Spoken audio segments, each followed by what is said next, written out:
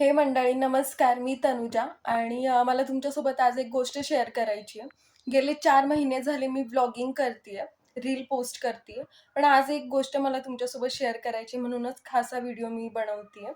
तर गेले 5-6 दिवस मी काही व्लॉगिंग केलं नाही. मी कुठली व्हिडिओ पोस्ट नाही केली.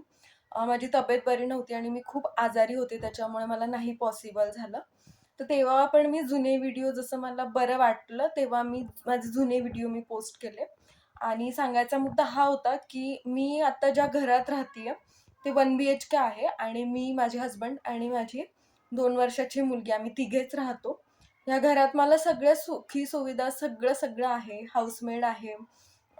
नवरा पण खूप छान आहे आणि सगळं छान गुडी-गुडी आहे. इव्हन हा व्हिडिओसुद्धा मी आता iPhoneनी शूट करतीये.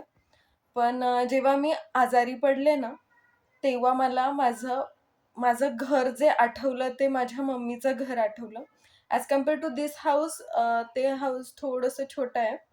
पण मी खरं सांगते, की मला माझ्या आयुष्यातली सगळ्यात सेफेस्ट प्लेस जी कुठली असेल ना, ती माझ्या आईची. आणि हे दरवेळेस होतं जेव्हा पण मी आजारी पडते, माझं बाळ आजारी पडतं कधीही, तर तेव्हा मला सगळ्यात जास्त सेफ प्लेस जर कुठली असेल माझ्यासाठी, तर ती माझ्या आईची घरची आहे.